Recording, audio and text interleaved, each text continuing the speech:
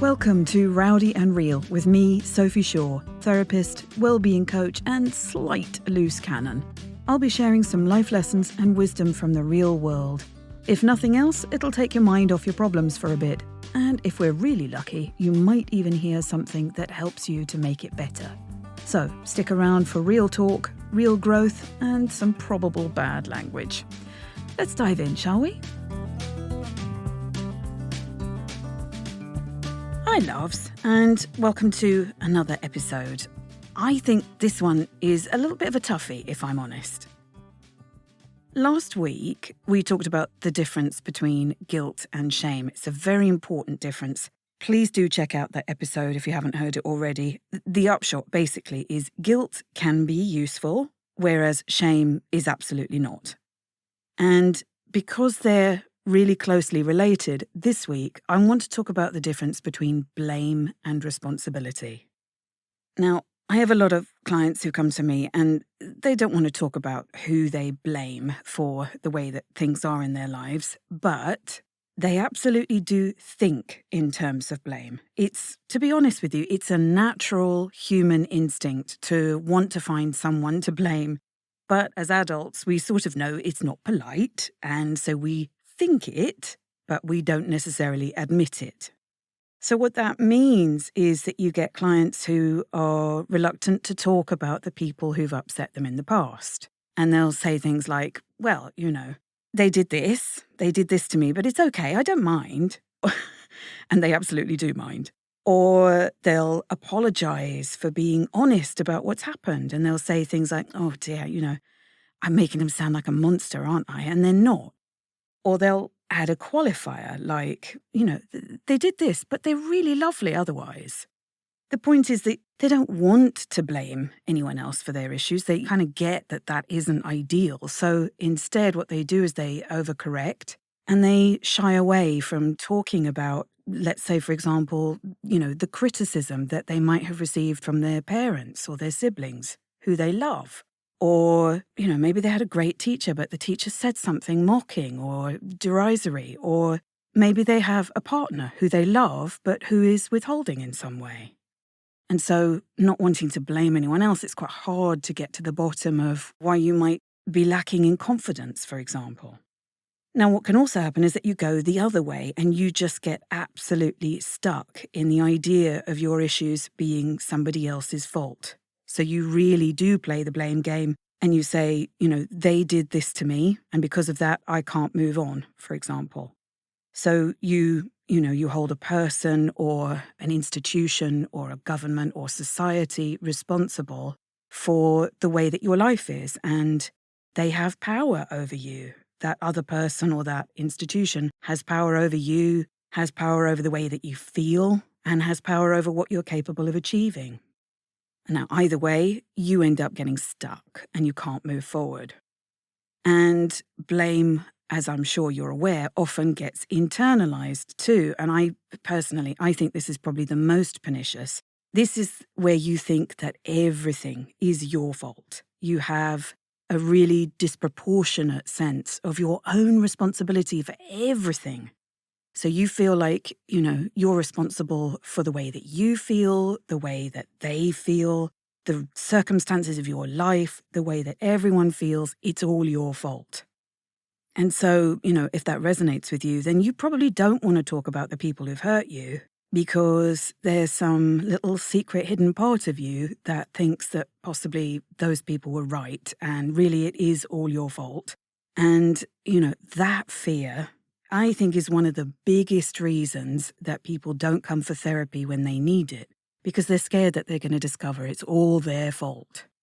And let me massively reassure you, even if you think you're a massive arsehole, I guarantee that A, it won't be true, and B, it's never all your fault. And I'm going to explain exactly why in a moment. Blame is really unhelpful, but we need to address who we think we blame in order to move forward. So, how do we do that? How can we get honest about what's actually going on and where it came from so that we can ditch the unhelpful blame and instead start assigning healthy responsibility? Well, let me give you some guidance. Let's pause for a second. If this is landing for you, make sure you hit subscribe or follow, because it means you'll always have a little dose of real talk waiting for you when you need it most. So here's the thing. It's absolutely possible to identify the origin story and even the cause of your issues without making the other person involved a villain. It's just information. So if we accept that everyone you've ever met is human, hopefully, then we have to also accept that they will have said and done things that caused harm, even if accidentally. It's just going to happen. The loveliest people on the planet can also be arseholes in the right circumstances. And that includes you and me. None of us is perfect. None of us is a robot. We all say stupid, clumsy things, or we forget things that we were supposed to remember, or we press buttons we didn't mean to press. It's all very messy and it's all very human. So, for example, if you were told as a child that let's say you weren't smart enough to be a doctor, or you weren't talented enough to write or to act, or you weren't disciplined enough to be successful, or, whatever limiting thing that you were told back then the responsibility for that statement lies with the person who said it. Not you, but them. And notice that I've said responsibility, not blame, because there'll be all sorts of reasons why they said those things. And they might not be aware, you might not be aware. So you recognize this. They're a human.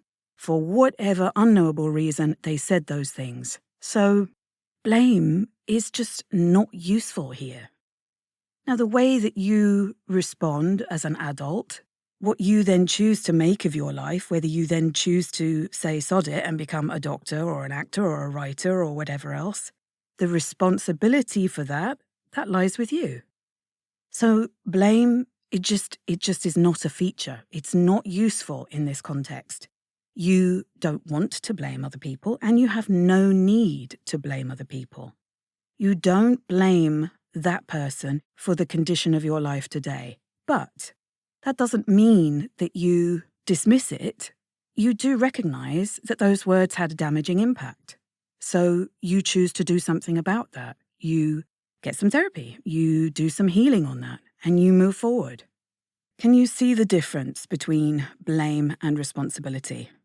Blame disables you, because if you get stuck in blame, if it's somebody else's fault, if the reason you aren't successful is because somebody else said a thing to you back then or did a thing to you back then, what can you do about it? Absolutely nothing. That means that they have total power over your feelings and you get stuck feeling awful. But if instead it's their responsibility for that bit of the story and your responsibility for this part of the story, then you can do something. You decide how you feel. You decide what you're going to do with that opinion. Are you going to keep it? Are you going to make it your own? Are you going to tell yourself, yep, it's true, I really am incapable?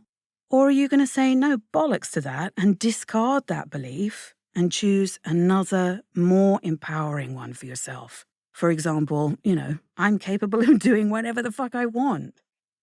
Now, equally, blaming yourself in the same way for the inevitable mistakes you've made in life, well, that is just as unhelpful. It's toxic even, because blame implies fault, and fault creates shame. And, well, you know how that goes. See the last episode for how that goes. Taking responsibility for them, however, now that is useful because that moves you forward. You can say to yourself, well, shit, here I am in this situation. It's on me. I didn't mean to be here, but oh well, here I am. So now what am I going to do? What am I going to do to move forward or to get out of this situation? If you get stuck and mired in blame, you do nothing. you stay stuck. It also leads to really stagnant feelings of self-pity, which just lead nowhere good. But if you can let go of the need to blame anyone, including yourself, then you can start to move forward and repair. And you can even take responsibility for things that aren't even your fault without taking on any of the blame. So, every time you picked up somebody's litter, or every time you returned somebody's trolley at the supermarket, or if you helped somebody up off the floor after they fell over, or if you apologized for bumping into someone, that's what you were doing. You were taking responsibility. You weren't taking fault or blame. Now, I know that this is a difficult, complex subject, and really we're just sort of skimming the surface here. And obviously, there are going to be people who are listening to this who feel completely unable to forgive the awful treatment that they've received at the hands of somebody else. And that's understandable. And their sense of blame stops them from moving forward in life.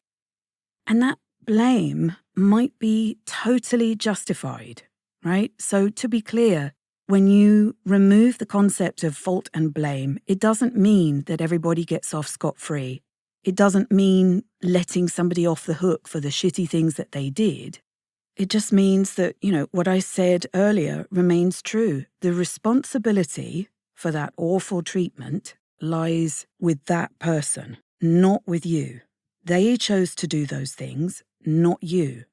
And that means that if there is shame or blame, none of that belongs to you, and you can put it down. You can give it back to them. However, how you respond to that now as an adult, that is up to you. That responsibility is yours.